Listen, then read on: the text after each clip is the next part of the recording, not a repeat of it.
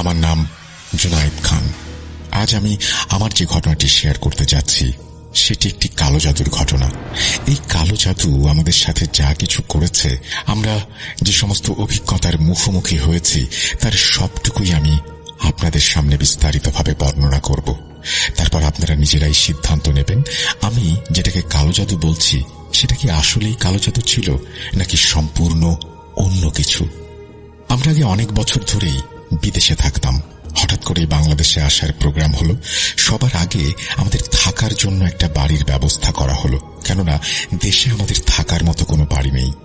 একজন ব্রোকার আমাদের বিভিন্ন বাড়ির ভিডিও পাঠাতো এবং এভাবেই আমরা বাড়ি দেখে পছন্দ বা অপছন্দ করতাম। পরে এমন একটা জায়গায় বাড়ি পাওয়া গেল যা প্রথম নজরেই আমাদের পছন্দ হয়ে গেল। আমি বাড়ির ঠিকানা বলতে অপারগ, যেহেতু বাড়িটি বর্তমানে আমার নিজের না। ওই বাড়িটা পুরোপুরি আসবাবপত্রে সাজানো ছিল, এমনকি বাচ্চাদের খেলনা পর্যন্ত ভেতরে রাখা ছিল। আমি এমনিতে অনেক আসবাবপত্র সহ বাড়ি দেখেছি, কিন্তু এভাবে বাচ্চাদের খেলনা, সাইকেল আর প্রয়োজনীয় প্রত্যেকটা জিনিস সেখানে মজুদ ছিল। এমন মনে হচ্ছিল কেউ খুব বেশি তাড়াহুড়োর মধ্যে এখান থেকে যেন পালিয়েছে। আমি যখন বাড়ির দাম জিজ্ঞেস করলাম, ব্রোকার আশ্চর্যজনকভাবে অনেক কম দাম চাইল। লোভে পড়ে গেলাম। যদিও এর দাম বেশ যৌক্তিকই ছিল, তবু আমি দর কষাকষির জন্য তাকে অনেক রকম অফার দিলাম। কিন্তু আশ্চর্যজনকভাবে কিছুক্ষণ পরেই তার ফোন এলো। স্যার, আপনি টোকেন পাঠান, আমি দেখছি। আমি টোকেন পাঠিয়ে দিলাম। আমার মনে হচ্ছিল হয়তো এটা ফেরত চলে আসবে। এত কম দামে ওই বাড়ি কিভাবে বিক্রি হতে পারে? কিন্তু কিছুক্ষণ পরেই কনফার্মেশন মেসেজ আসলো। স্যার, আপনার টোকেন কনফার্ম হয়ে গেছে। এখন আপনি বলুন পেমেন্ট কবে করবেন আর আপনি বাংলাদেশ কবে আসছেন। আমার জন্য এটা অনেক বড় একটা ধাক্কা ছিল। আমার মনে হয়েছিল হয়তো আবার দরদাম হবে, কারণ আগেই বলেছি বাড়ির মালিক অলরেডি অনেক যৌক্তিক এবং ভালো দামই চাইছিল। অর্থাৎ যে রেটে আমার কেনা উচিত ছিল সে তত টাকা দাবি করেছিল। আমি তো সত্যি বলতে এমনিতেই একটা আন্দাজে দাম বলেছিলাম, কিন্তু যখন ব্রোকার জানালো যে এই রেটেই আপনার ডিল ফাইনাল হয়ে গেছে, তখন আমি কিছুক্ষণ ব্রোকারকে কোনো জবাব দিতে পারলাম না। আমি চিন্তায় পড়ে গেলাম, আসলে কিভাবে হচ্ছে এসব এত সহজে, যেখানে সম্পত্তির বিক্রেতা কখনো এই দামে রাজি হবে না। আমি ব্রোকারকে কিছুক্ষণ পর ফোন করলাম এবং এই ব্যাপারে জিজ্ঞেস করলাম। আমি তাকে একজন কাছের মানুষের মতো করেই প্রশ্ন করেছিলাম, ভাই বলো তো দেখি, আসলে এই বিক্রেতা এত তাড়াতাড়ি রাজি হলো কি করে? আমার তো মনে হয়েছিল সে আরো বেশি টাকা চাইবে। ব্রোকার বলল, আসলে বিক্রেতার তাড়া আছে, আর কোনো একটা দরকার আছে যার কারণে সে বাড়িটা এত সস্তায় বেচে দিচ্ছে। নইলে এমনিতে তো আপনি বাড়ি দেখেই নিয়েছেন, বাড়িতে সেই অর্থে তেমন কোনো প্রবলেমই নেই। যখন আমি ব্রোকারের এই ভাষা কথা শুনলাম, তখন আমার একটু স্বস্তি এলো। আসলেই কখনো কখনো বিক্রেতার এত বেশি দরকার থাকে যে অনেক বেশি দামের জিনিসও সে সস্তায় বেচে দিতে রাজি হয়। যাই হোক, আমি তাকে আবারও বায়না পাঠালাম এবং আসার তারিখটা জানিয়ে দিলাম। আমি আমার পরিবারের সাথে যখন বাংলাদেশে ল্যান্ড করলাম, তখন সবার আগে আমি আমার পরিবারকে প্রথমেই আত্মীয়দের বাসায় রেখে আসি এবং ব্রোকারের অফিসে চলে যাই। তারপর সেই ব্রোকারকে সাথে নিয়েই ওই বাড়িটা প্রথমবার দেখতে গেলাম। ওই বাড়িটা ভিডিওতে যতটা সুন্দর ছিল, আসলে বাস্তবে তার চেয়েও অনেক বেশি সুন্দর।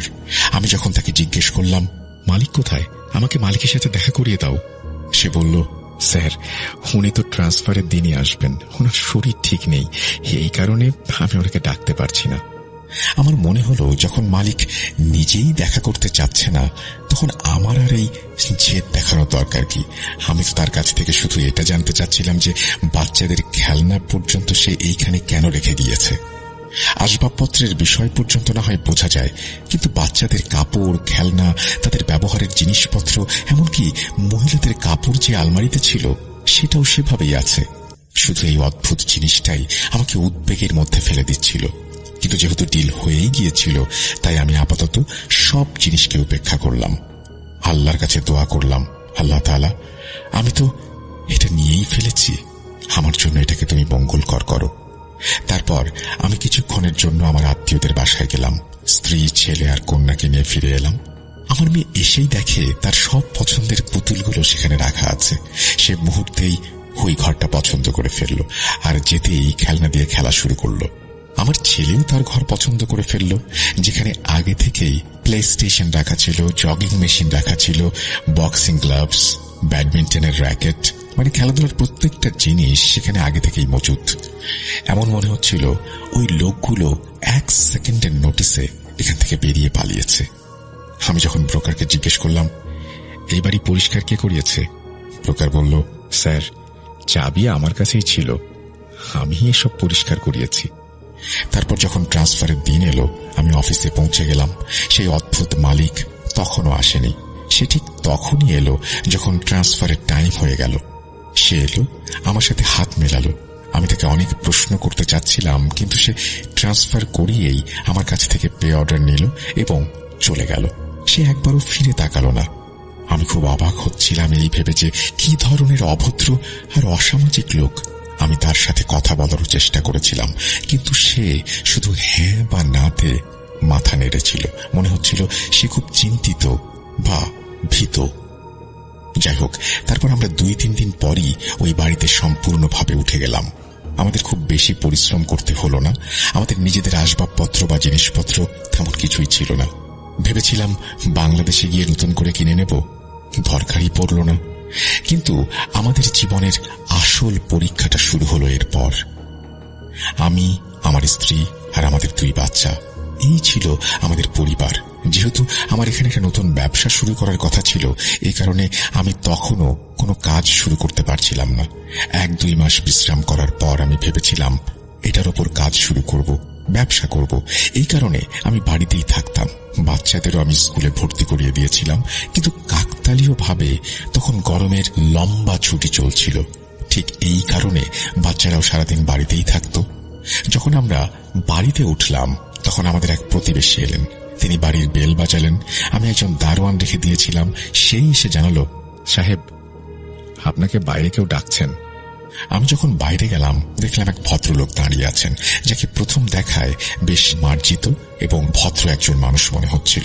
তিনি হঠাৎ আমাকে হাত ধরে বাইরে ডেকে নিলেন। আমি খুব অবাক হলাম। আসলে তিনি আমাদের পাশের বাড়িতেই থাকতেন। তিনি আমার কাছে জানতে চাইলেন, আপনারা কারা? আগে যে এই বাড়িতে চৌধুরী সাহেব থাকতেন, আপনারা কি তার কোনো আত্মীয়? না না। আচ্ছা, আমি তো আসলে ওই সমবেদনা জানানোর জন্য এসেছিলাম। আমি অবাক হয়ে ভদ্রলোকের দিকে তাকিয়ে জিজ্ঞেস করলাম, কিসের সমবেদনা? তিনি বললেন, আসলে চৌধুরী সাহেবের 2 জোয়ান ছেলে ছিল, যাদের এই বাড়িতেই মৃত্যু হয়। তাদের মৃত্যুর সঠিক কারণ তো জানা যায়নি। আমি অন্য শহরে গিয়েছিলাম। যখন এখানে এলাম তখন জানতে পারলাম। তাই সমবেদনা জানানোর জন্য আমার এইখানে আসা। আমি জানতাম না চৌধুরী সাহেব বাড়িটা বেচে দিয়েছেন। যখন সে বলল 2 জোয়ান ছেলের মৃত্যু হয়েছে, তখন আমি একটু চিন্তাগ্রস্ত হয়ে পড়লাম। আমি তাকে খুঁটিয়ে জিজ্ঞেস করতে চাইলাম, আপনি কি দয়া করে একটু বিস্তারিত বলবেন? আসলে তাদের মোট কয়টা ছেলে ছিল আর ঠিক কি হয়েছিল? তাদের 2 ছেলে ছিল। একজনের বয়স 14 বছর আর একজনের 16 বছর। তাদের ছেলেদের কি হয়েছিল সঠিকভাবে তো আমার নিজেরও জানা নেই, কিন্তু আশেপাশের প্রতিবেশীদের কাছ থেকে জানতে পেরেছি একজন দড়ি দিয়ে ফ্যানের সাথে ঝুলে প্রাণ দিয়েছে আর একজন নিজের গলায় নিজেই ছুরি চালিয়েছে। তার কথা শুনে আমার মাথায় বজ্রপাত হলো। অর্থাৎ যে বাড়িতে আমি থাকছি সেখানে মর্মান্তিক 2 আত্মহত্যা হয়ে গেছে, আর তার কারণও এখন পর্যন্ত জানা যায়নি। আমি ওই ভদ্রলোকের কাছে জিজ্ঞেস করলাম, তাদের ঘরে তো একটা ছোট মেয়ের ঘরও আছে, যাতে অনেক পুতুলও রাখা। জি, তাদের একটা ছোট মেয়েও ছিল, যার বয়স ছিল 6-7 বছর। গত বছর সেও মারা গেছে।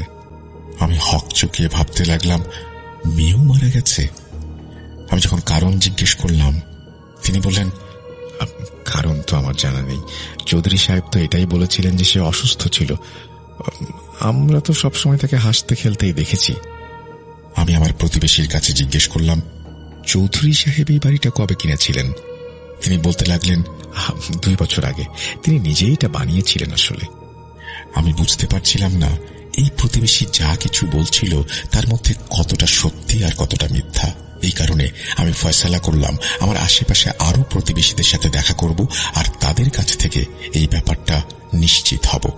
তারপর রাত এলো, এশার নামাজের সময় হয়ে গেল। আমি যখন মসজিদে গেলাম তখন বেশ কয়েকজন প্রতিবেশীর সাথে দেখা হলো। আমরা সালাম বিনিময় করলাম, এদিক ওদিকের কথাবার্তা বলতে থাকলাম। তারপর আমি এই ভুতুরে টপিকটা তুললাম। সমস্ত প্রতিবেশীরাই এই কথা নিশ্চিত করল, অর্থাৎ প্রথম প্রতিবেশী আমাকে যা বলে গিয়েছিল তার বলা প্রত্যেকটা কথা সত্যি। বরং তাদের মধ্যে কিছু প্রতিবেশী তো এটাও বলল যে তাদের নিষ্পাপ মেয়েটাও নিজেই নিজের প্রাণ নিয়েছে। এখন আপনারাই ভাবুন, এমন একটা বাড়ি যার ভেতর তিনটা আত্মহত্যা হয়ে গেছে, তাও সব বাচ্চাদের, অর্থাৎ 6-7 বছরের বাচ্চাও কিভাবে আত্মহত্যা করবে?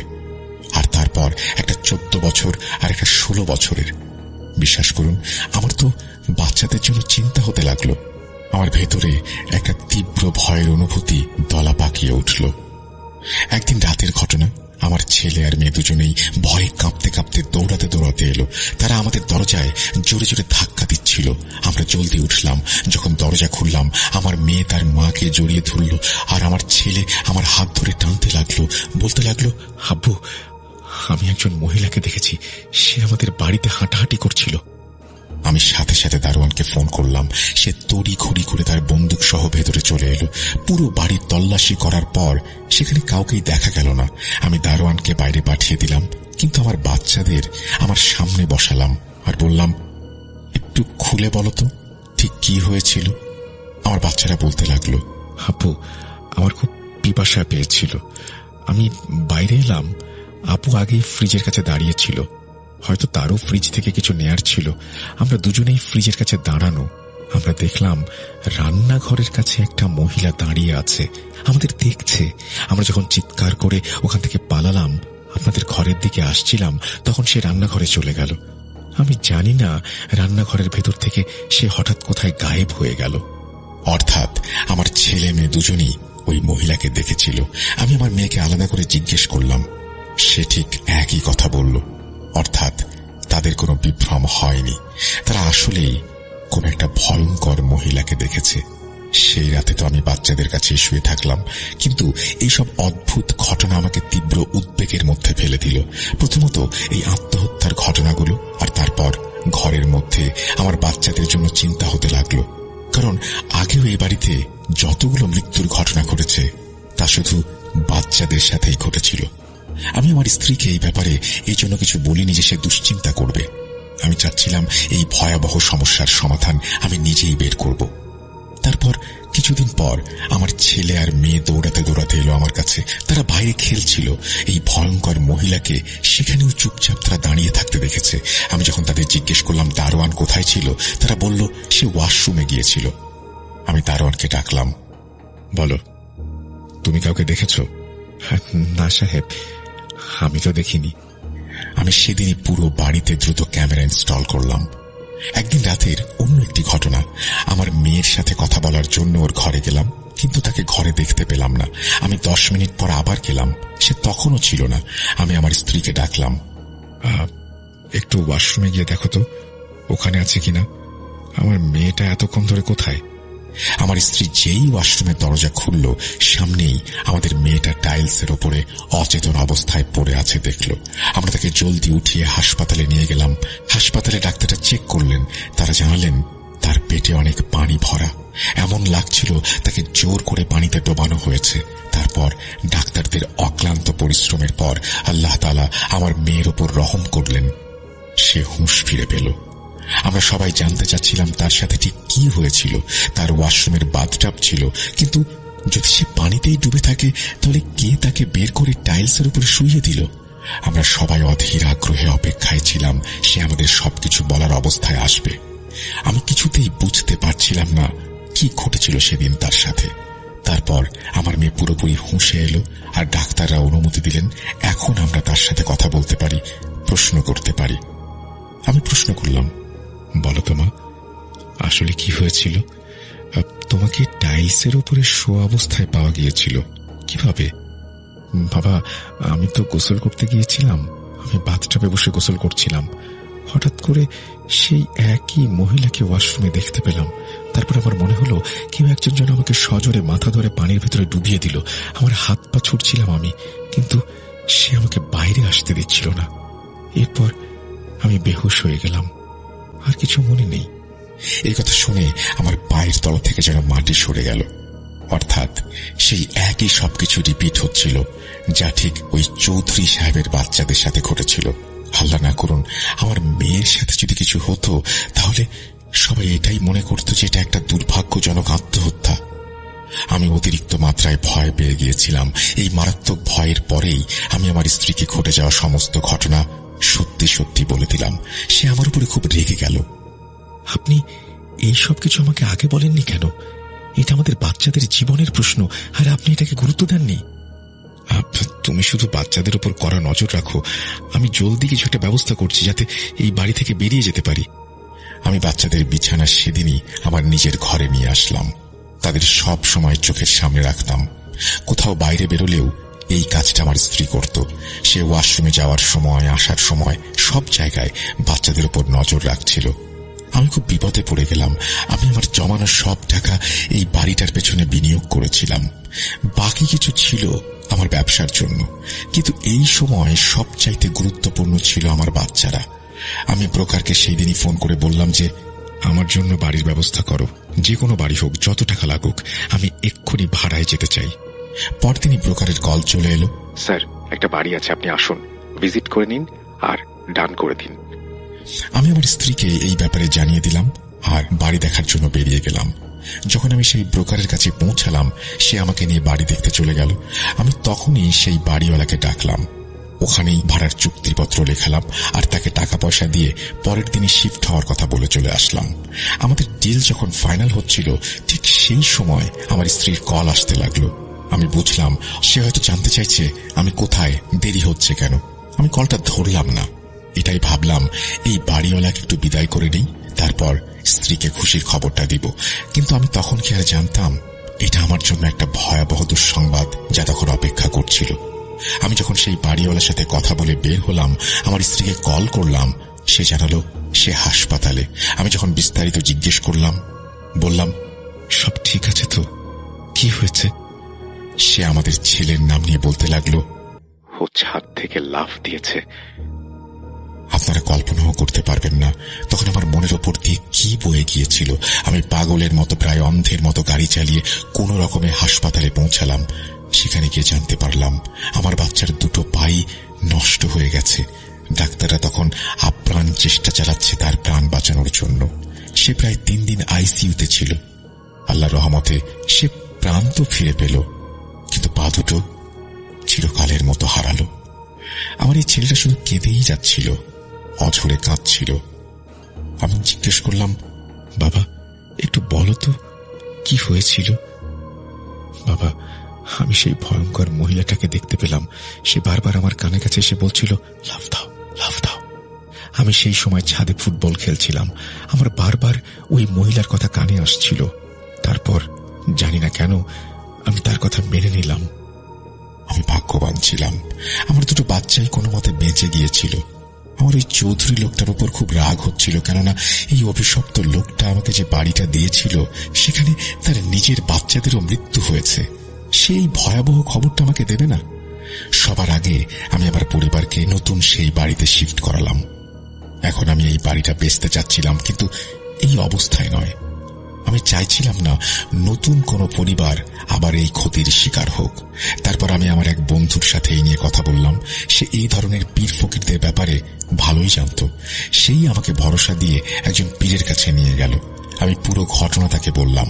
সেই পীর আমাকে বলল, ওই বাড়িটা সম্পূর্ণ ঝাড়ু দেওয়ান এবং সেই ঝাড়ুতে যে ধুলা আসবে সেটা একটা পলিথিনে ভরে সাবধানে আমার কাছে নিয়ে আসুন। আমি দারোয়ানকে দিয়ে সাবধানে পুরো বাড়ি ঝাড় দেওয়ালাম। তাতে যে মাটি এলো সেটা নিয়ে সেই পীরের কাছে চলে এলাম। সেই পীর যখন ওই মাটির উপরে কিছু আমল করলো, বিশ্বাস করুন আমার সামনেই মাটি ভর্তি সেই পলিথিনটার মধ্য থেকে রক্ত বের হতে লাগলো। প্রথমে আমার মনে হলো এই পীর সাহেব হয়তো কোনো ভোজবাজি দেখাচ্ছেন। তারপর সেই পীর আমার কাছে 2-3 দিনের সময় চাইলেন। 3 দিন পর যখন আমি গেলাম, তখন সেই বাড়িটার পুরো ইতিহাস বা খোঁজ খবর বের করা হয়ে গেছে। তিনি বলতে লাগলেন, আগের যে বাড়িওয়ালা ছিল তার আপন ভাইয়ের বউ তার পরিবারের ওপর কালো জাদু করিয়েছিল। যেহেতু তাদের অনেক সন্তান ছিল না আর চৌধুরীর ঘরে 3টে ফুটফুটে বাচ্চা ছিল, তাই তার ভাবি মানে তার ভাইয়ের বউ সেই ব্যাপারে হিংসার বশবর্তী হয়ে এই কাজ করে। তারপর সেই পীর আমার বন্ধুর সাথে ওই বাড়িতে গেল। সে সরাসরি গিয়ে বাচ্চাদের ঘর থেকে বেশ কয়েকটা তাবিজ বের করল। আর আমি অবাক হয়ে সব দেখছিলাম। এগুলো এমন এমন জায়গায় লুকোনো ছিল যা কারো নজরেই পড়ার কথা না। তারপর সে ওই বাড়িতে পানি ছেটালো, এক নাগারে দোয়া পড়তে লাগলো। এই কাজ সে প্রতিদিন নিয়ম করে করত এবং প্রায় 20 দিন ধরে এই কাজ চলতেই থাকলো। এবার সে বলল, এই বাড়িটা একদম পরিষ্কার হয়ে গেছে, তুমি চাইলে নিজেও এখানে থাকতে পারো অথবা চাইলে বেচেও দিতে পারো। যখন আমার পুরোপুরি বিশ্বাস হয়ে গেল এই বাড়িটা পরিষ্কার হয়ে গেছে আর এতে জাদু বা কোনো কিছুর অশুভ প্রভাব নেই, তখন আমি এটা বেচে দিলাম। আমি যখন সেই পীরের কাছে এই ব্যাপারে জিজ্ঞেস করলাম, আমাকে বলুন, জাদু তো চৌধুরীর পরিবারের উপর করা হয়েছিল, তাহলে এর প্রভাব আমার বাচ্চাদের উপরে পড়ল কেন? পীর বললেন, জাদু যে বাড়িতে করা হয় সেখানে যদি ভাগ্যক্রমে অন্য কোনো পরিবারও এসে বাস করতে শুরু করে, তাহলে সেই জঘন্য জাদুর প্রভাব তাদের উপরেও পড়বে। যদি এই প্রভাবের মাধ্যমে জাদু করা হয়ে থাকে আর সেগুলো তোমার বাচ্চাদের ঘরেও মজুদ থাকে, তাহলে সেই ভয়ঙ্কর প্রভাব পড়াটাই স্বাভাবিক। শুকরিয়া আল্লাহর, তারা বেঁচে গেছে। কারণ যতটা ভয়ঙ্কর আর মারাত্মক জাদু করা হয়েছিল, একজন মহিলা জিনকে অনবরত এই কাজে নিয়োজিত করা হয়েছিল, সেখান থেকে বেরিয়ে আসা এত সহজ ছিল না। অর্থাৎ ওই মহিলা যাকে আমার বাচ্চারা দেখত, সে আসলে একজন মহিলা জিন, যাকে এই জাদুর মাধ্যমে এখানে কাজে লাগানো হয়েছিল। পরে আমি ওই বাড়িটা বেচে দিয়েছিলাম, কেননা আমার আর সেখানে থাকার সাহস হয়নি। আমার তো এমনিতেও মনে ভয় ঢুকে গেছিল। তবে আল্লাহর শুকরিয়া, আমি যাদের কাছে বাড়িটা বেচে দিয়েছিলাম আমি তাদের সাথে নিয়মিত যোগাযোগ রাখতাম। তাদের সাথে কখনো এমন কোনো ঘটনা ঘটেনি, আলহামদুলিল্লাহ। এখন আল্লাহই ভালো জানেন সেই চৌধুরী তার নিজের ভাইয়ের সাথে কেমন সম্পর্ক বুঝিয়ে রেখেছিল, তাদের নিজেদের মধ্যে কি শত্রুতা ছিল, তার ভাবি কেনই বা এই কালো জাদু করেছিল। এই ছিল ঘটনা। ভালো লাগলে শেয়ার করবেন। এই বলেই সিফাত আলম তার ঘটনা শেষ করেছেন। অর্থাৎ সিফাত আলম এই ঘটনাটা সংগ্রহ করেছেন। এই ঘটনাটি যিনি বলছেন তার নাম জুনায়েদ খান।